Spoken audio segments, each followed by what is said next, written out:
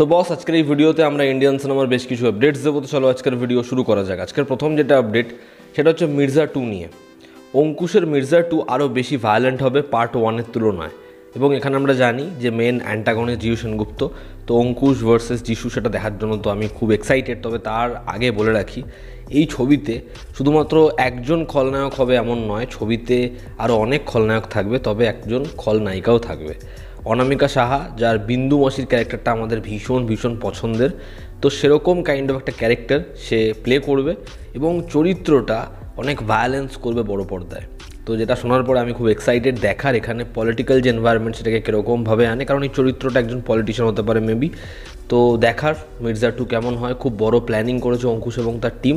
আশা করছি ছবিটা যখন আসবে ছবিটা বক্স অফিসে ম্যাসিভ সাকসেসও আনতে পারবে এবং ছবিটা আমাদের মজাও দেবে। পরবর্তী যেটা আপডেট সেটা হচ্ছে লোকেশ কানাগরাজ সে নিজে জানায় যে লোকে লিও 2 নিয়ে বারবার জিজ্ঞাসা করে, কিন্তু সে নিজে বিজয়ের সাথে এই ছবিটা করতে চায়, সেটা হচ্ছে মাস্টারের সিকুয়াল।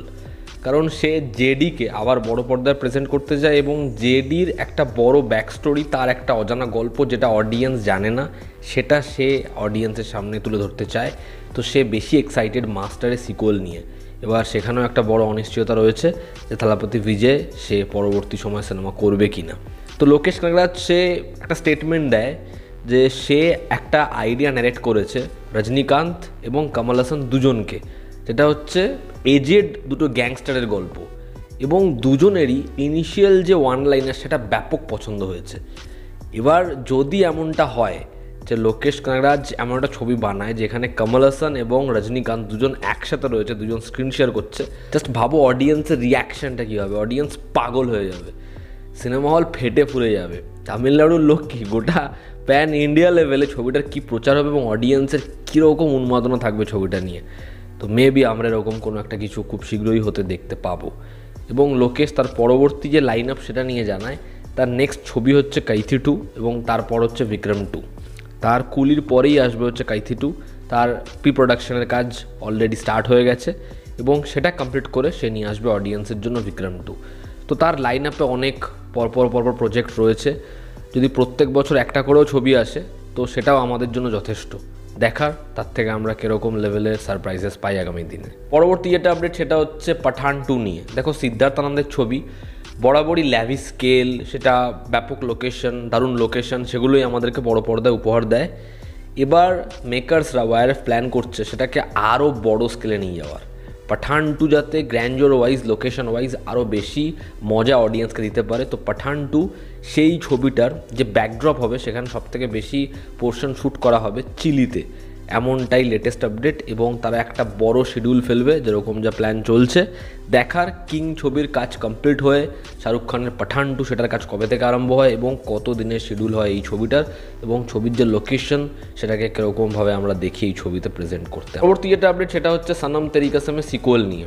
সেই ছবিটা রিলিজ যখন হলো পার্ট 1টা, সেটা একটা খুব বড় সাকসেসফুল ছবি হয়ে গেল এবং তখনই হর্ষবর্ধন এবং ছবির প্রডিউসার তারা এটা অ্যানাউন্স করে যে খুব শীঘ্রই ছবির সিকুয়েল আসবে। তবে এখন যা পরিস্থিতি এবং পাকিস্তান যা নিম্নমানের জিনিসপত্র করলো, তারপর যুদ্ধের পরিস্থিতি যা যা হলো আমরা প্রত্যেকে দেখলাম। তো হর্ষবর্ধন রানে সে স্টেটমেন্ট দিয়েছে যদি মাওরা, অর্থাৎ মাওরা হোকেন যে পার্ট 1 হিরোইন ছিল, সে যদি পার্ট 2 এর পার্ট হয় তাহলে হর্ষবর্ধন রানে সনম তেরি কসমের সিকুয়েল করবে না। এবং লেটেস্ট যে আপডেট, ইনিশিয়ালি প্ল্যান এমনই ছিল যে এই দুজনকে নিয়েই ছবিটা হবে, বাট মেকার্সরা এখন সেই প্ল্যানটা ড্রপ করছে এবং নতুন কোনো ফিমেল লিডকে নিয়ে ছবির কাজ শুরু হবে। আমার মনে হয় একদম সঠিক সিদ্ধান্ত। SK24 শিবকার্তিকের পরবর্তী ছবি, যেই ছবিটা বাবা এবং ছেলের সম্পর্ক নিয়ে একটা গল্প আমাদেরকে বলবে।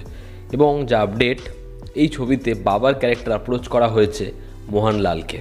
এবার দেখার শিবকার্তিকে এবং মোহনলাল দুজনকে আমরা বড় পর্দায় একসাথে দেখতে পাই কিনা এবং দুজনের কেমিস্ট্রি অডিয়েন্সকে কতটা মজা দেয়। বরুণ ধওয়ানের যে ক্যারেক্টার বর্ডার 2 সেটা অডিয়েন্সকে ইমোশনাল করে দেবে এবং সেই চরিত্রটা অডিয়েন্সের জন্য খুব বড় সারপ্রাইজ। তার কারণ রিয়েল লাইফ ক্যারেক্টার সে প্লে করছে বর্ডার 2তে।